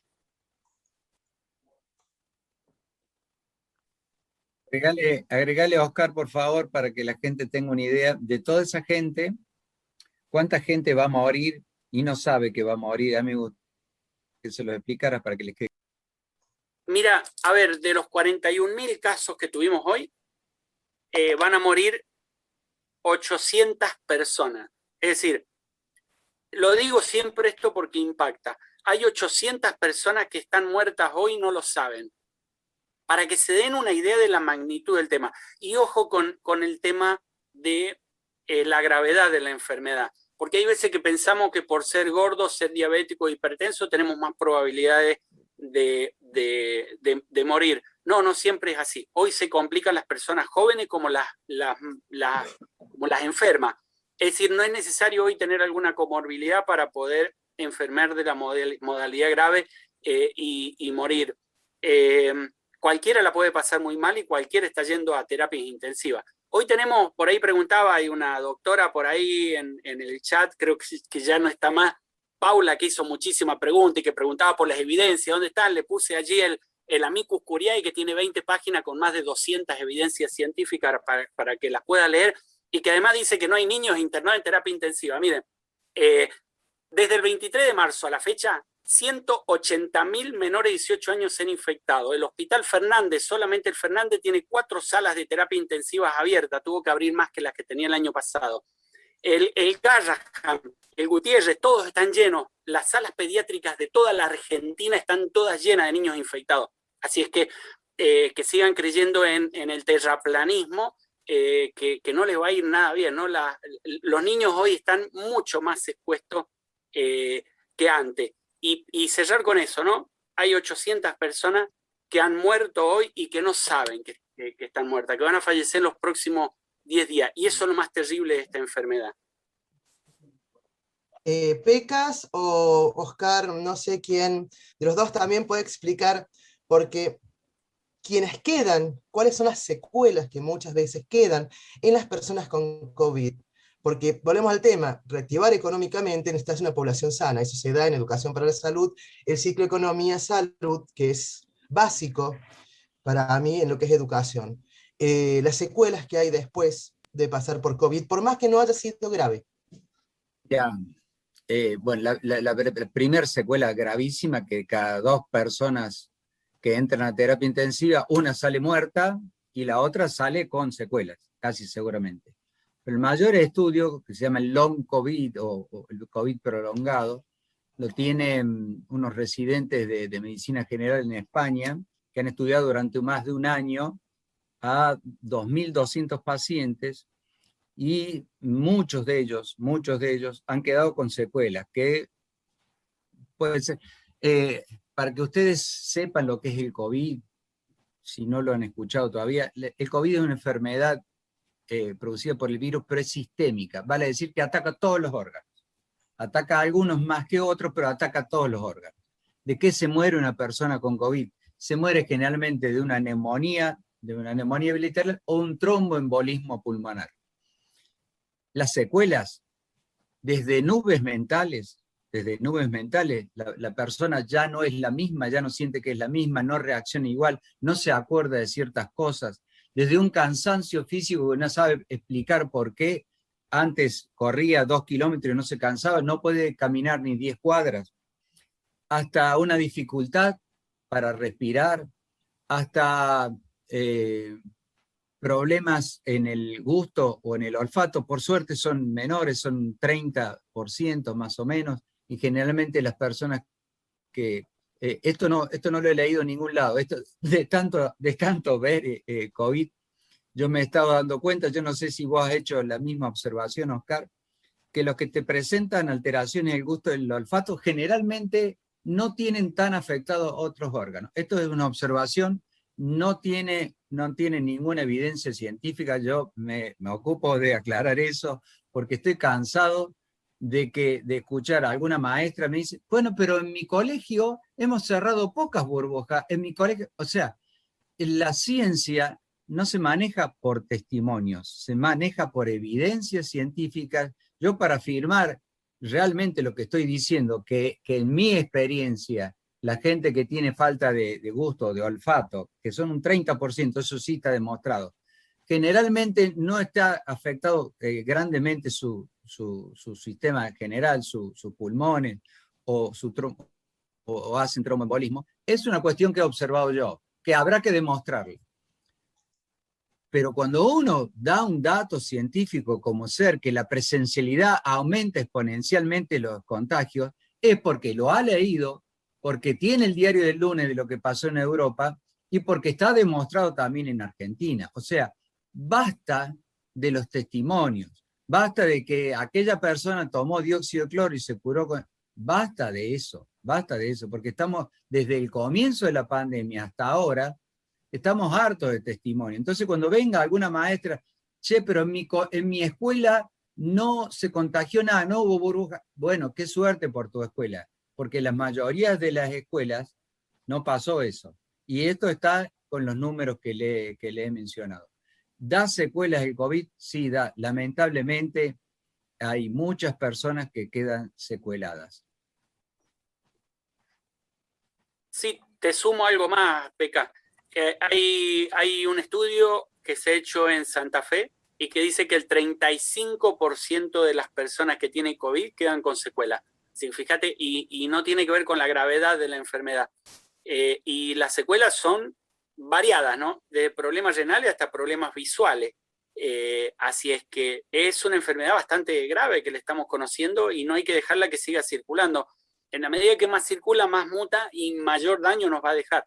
Así que ya podemos decir que el 35% de todas las personas, aún las asintomáticas, quedan con secuelas hasta ahora permanentes. Hay que ver en el tiempo si algunas empezarán a desaparecer. Pero, por ejemplo, la debilidad muscular, la cefalea, son de las principales, ¿no? Así que hay que cuidarse y tratar de no infectarse. Ese es un poco el desafío para los próximos 3 meses, que van a ser demasiado complicados para Córdoba y para todo el país, pero especialmente para Córdoba. Ahí veo un gran desafío para poder no infectarse en los 3 meses que nos quedan hasta que lleguen o estemos mayoritariamente vacunados. Hay una pregunta, si me permite, que ¿podemos volver en forma segura en algún momento? Sí, cuando esté el 70% de la población vacunada. Antes no se puede volver en forma segura. lamentablemente. Sabemos que la virtualidad no es lo mismo, pero sabemos que una vida humana es irreemplazable.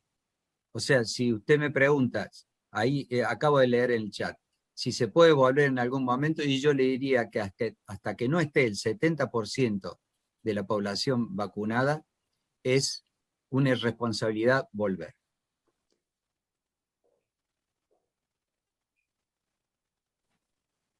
Bueno, me parece que ya no hay más preguntas. José, discúlpame la interrupción. Soy Natalia Rita, no me deja habilitar la cámara, la computadora. Simplemente entiendo para una futura reunión, que supongo que vamos a seguir en contacto. Lo mío es más bien una inquietud. Sé que excede el marco de esta charla, pero mi experiencia como docente en el nivel medio, afiliada a la UPC, en contacto con mis referentes, con mis delegados, me ha permitido insistir sobre una dimensión que por ahí es la jurídica, que tiene que ver con las responsabilidades. El gremio claramente me lo aclaró en el momento que yo lo pregunté y me hizo dar cuenta de una dimensión que tiene que ver con lo ético, más allá de lo jurídico, que es que los docentes somos los únicos agentes que podemos dar cuenta del cumplimiento o no del protocolo en las aulas. Los docentes somos los únicos agentes, repito, que podemos dar cuenta de que el protocolo se esté cumpliendo o no en las aulas. Obviamente esto supone luego una jerarquización, una relación más o menos aceitada con nuestros equipos directivos, pero nosotros somos los únicos responsables desde el punto de vista jurídico acerca del cumplimiento de ese protocolo. Me parece que esto amerita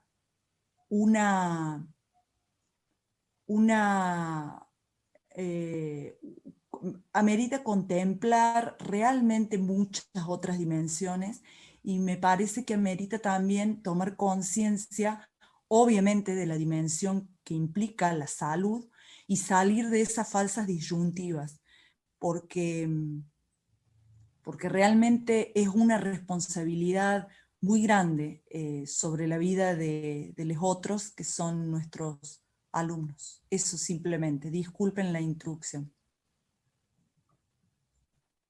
Bien. ¿Alguien quiere agregar algo más? Ya son casi las 10 menos 10 de la noche. Lo único que yo quiero acotar es lo siguiente. Bueno, mayoritariamente se han anotado muchos teléfonos y, bueno, han planteado mucho de que se haga la caravana. Vamos a convocar una reunión para la semana, para organizar esta caravana. La característica cómo va a estar, con los cuidados que corresponden, y de acuerdo a cómo se va a dar la situación, cuando tengamos una mayor certeza de cómo viene la semana próxima. Así que, bien. El tema, una cosita más, Francisco, ¿no querías agregar algo? Porque justo ahora te pudieron reincorporar. ¿Estás ahí? Sí, estoy acá. Ya creo que hablé bastante y dije un poco todo lo que me parecía importante. El resto hablaron los médicos. Me parece que tenemos que seguir con esto.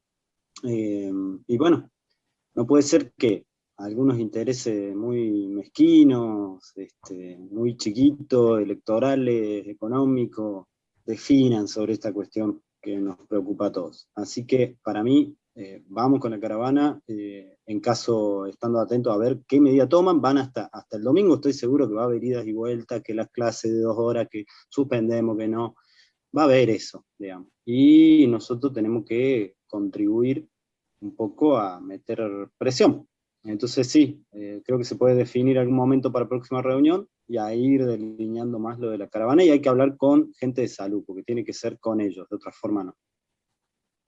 Bueno, agradecemos a los doctores Soriano, Atienza, a Verónica, a vos, Francisco, la verdad, muy buena charla, se han desarrollado todos los puntos con mucha profundidad. Y bueno, disculpen, una cosita. ¿Puedo hablar? 2 segundos. Estamos medio cerrando, minuto. pero Medio minuto.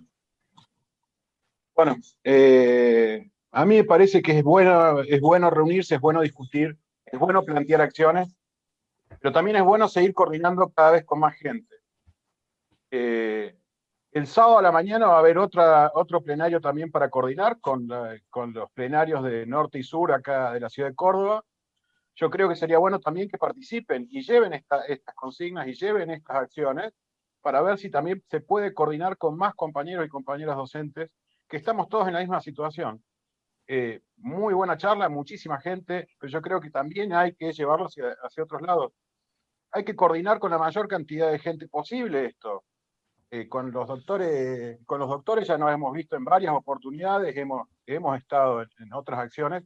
Yo creo que hay que seguir adelante con esto, pero también seguir coordinando con cada vez más gente. Mientras más seamos, mejor, compañeros y compañeras. Gracias. ¿Puedo decir algo? José, Buenas noches. te Sí, pido la palabra un estuvimos segundo. perdón. Quiero aclarar buenas noches primero. Mi nombre es Mariana Pavesio. Me comunico desde la Comisión de Espacio de Acción Colectiva. Quiero invitarlos a nivel federal, es decir, a cada uno de ustedes, independientemente de qué provincia sean, a sumarse. Este es un proyecto entre todos y vamos a sacarlo adelante entre todos. Ahí le dejé el WhatsApp para que cada uno presente su proyecto, su propuesta, y va a ser tenida en consideración. Muchísimas gracias y buenas noches. Bueno, bien, agradecemos la invitación a la gente de Acción Colectiva. El sábado está esta convocatoria, que ahí podrían subir la invitación, el link de la asamblea esta general docente. Y bueno, como queda en claro, los doctores y las exposiciones de los dos docentes, que claro que este engendro de la presencialidad cuidada, administrada, tutoriada, proyectada, lo que sea, no solamente ha fracasado, sino que hoy estamos viviéndolo con una enorme cantidad de contagios, con gente que, esto de los 800 fallecidos sin darnos cuenta, esto marca la gravedad de la situación, y esto amerita, como sí dijeron, convocar a todos los sectores en defensa de la salud, la educación, la vida, y fundamentalmente para intervenir, porque si esto no le ponemos un freno, se llevan puesto la vida nuestra y de nuestros seres más queridos. Muchas gracias a todos, y estamos ahí incorporándolos a los grupos WhatsApp. Vamos a participar el sábado con esta propuesta de la caravana, y vamos a hacer una reunión en la semana para organizar la caravana con fecha, dispositivos, etc. Muchas gracias, Oscar, muchas gracias, Pecas, muchas gracias, Francisco, muchas gracias, Verónica, muchas gracias a todos los que han participado de esta importante charla, asamblea, reunión, simposio. Muchas gracias a todos.